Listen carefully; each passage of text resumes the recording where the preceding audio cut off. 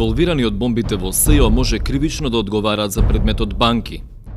Повеќе од една година, инспектори на финансиската полиција работат на некои од предметите од аферата банки. Според нашите сознанија, дел од предметите се предадени и на специјалното јавно обвинителство. Ова следува откако 5 години обвинителството се мислеше што да прави со предметот за аферата банки. Првата кривична пријава за Кубус заглави во ФИОКа. Сегашниот обвинител во СЈО Трајче Пеливанов првин заклучил дека нема криминал во действието од пријавата на МВР. Па обвинителката Мимоза Илик од Вишото јавно обвинителство го поучила дека донел преуранета одлука и дека истрагата мора да ја продолжи. Потоа Пеливанов наредил вештачење. Пријавувачите се убедени дека обвинителката Лидија Раичевик, која ја забрза пред истрагата, под влијание била сменета само за да не ја заврши предистражната постапка. Сега предметот го работи обвинителката Ивана Трајчева. Во кривичната пријава на над 100 страници, Бирото за јавна безбедност до обвинителството пријавило перење пари, измама и злоупотреба на службената положба и овластување. Ако системот за перење на пари затоил, затоа што директорот на банката сакал да затаи, извинете, ама тоа не смее да се случува.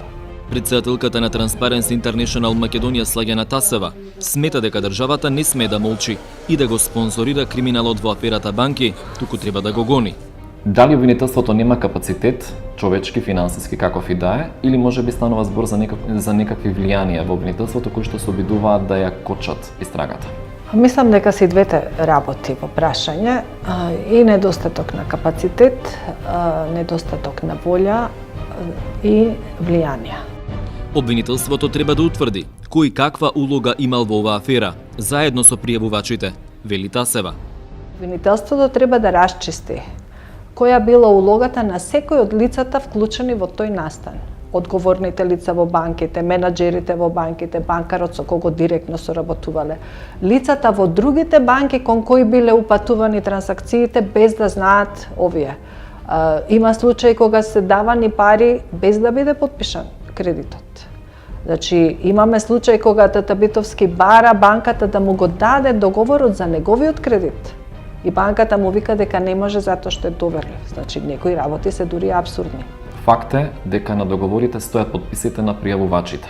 Дали можеме ни да ги гледаме како дел од системот или изолирано? Односно, дали тие реално биле свесни што подпишуваат? Знаете што, тоа е работа на истрагата, односно тоа треба да се утврди во текот на постапката. Најважно од се е дека имаме лица кои што пријавиле настан. Тој настан има толкав капацитет да може да го загрози банкарскиот и финансискиот сектор во Република Македонија. Ние зборуваме за огромни суми на средства кои што се извлекувани од банките во интерес на поединци. Таа додава дека во дел од трансакциите директно е оштетена државата и дека исходот од истрагата ќе влезе во меѓународните извештаи за напредокот на државата во борбата со корупцијата. Оштетена ли е државата во овој случај? Апсолутно да. Има многу ситуации во кои што се давани кредити за одредени намени за кои што требало да се платат давачки кон државата и тие не се платени. И тоа беше еден од нашите аргументи. Ако ништо друго, тогаш барем видете со колку е оштетена државата поради неплатени даноци. Во одговорот кој Комерцијална банка го достави за аферата банки, потенцира дека секаде банката постапувала законски, но иако уште од самиот почеток побаравме интервју и конкретни одговори на прашањата, таков одговор не добивме.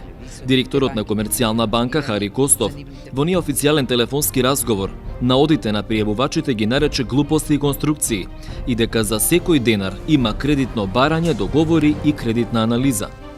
Пријавувачите на аферата банки формираа здружение на граѓани, наречено Кордон.